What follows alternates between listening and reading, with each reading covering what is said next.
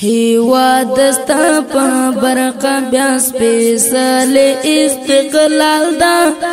او تعالی شل کلن اشغال ګټل استقلال دا او تعالی شل کلن اشغال ګټل استقلال دا هیواد دستا په برقه بیا سپیڅل استقلال دا او تعالی شل کلن اشغال ګټل استقلال دا او تعالی شل کلن اشغال ګټل استقلال دا پغیګ کې دې ماته دا دنیا امپراتوري شي پغیګ کې دې ماته دا دنیا امپراتوري شي مانم چې دی په پل باندې خطل استقلال دا او تعالی شل کلن اشغال ګټل استقلال دا او تعالی شل کلن اشغال ګټل استقلال دا هیواد دستا په برقه بیا سپیڅل استقلال دا او تعالی شل کلن اشغال ګټل استقلال دا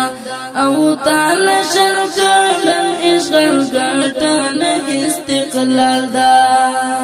باید چې شو د کبر او غرور لپلو لري باید چې شو د کبر او غرور لپلو لري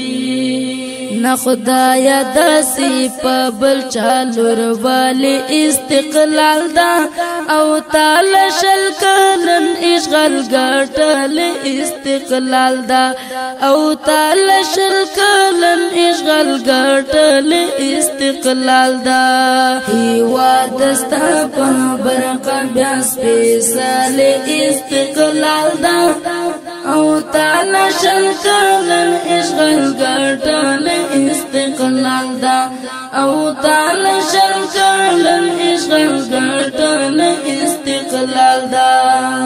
په پام کې لري هغه شهیدان مبارکان چې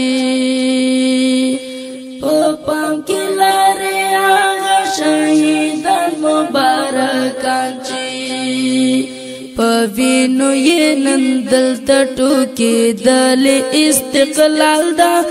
او تعالی شل کلن اشغال ګټل استقلال دا او تعالی شل کلن اشغال ګټل استقلال دا هیواد دستا په برقه بیا سپیڅل استقلال دا او تعالی شل کلن اشغال ګټل استقلال دا او تعالی شل کلن اشغال ګټل استقلال دا افغان غیر ولس لري دا دوا انتقابنا افغان غیر ولس لري دا دوا انتقابنا هاغا یو دا طالب او بل دا خپل استقلال دا او تعالی شل کلن اشغال ګټل استقلال دا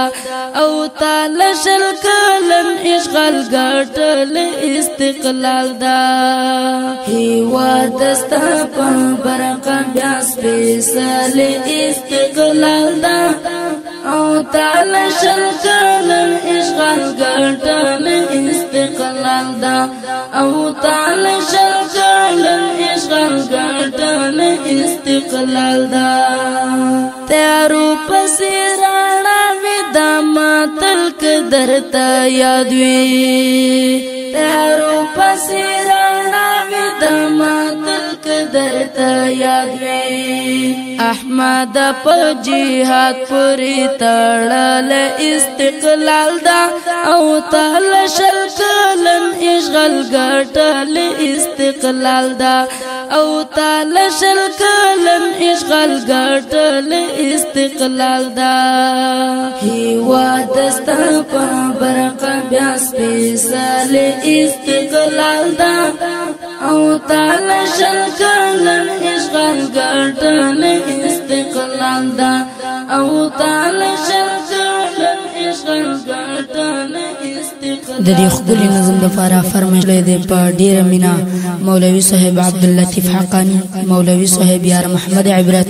مولوی صاحب جان محمد حامد، مولوی صاحب گل رسول زبیر. خصوصی فرمایش کوونکي ندی لکه هریو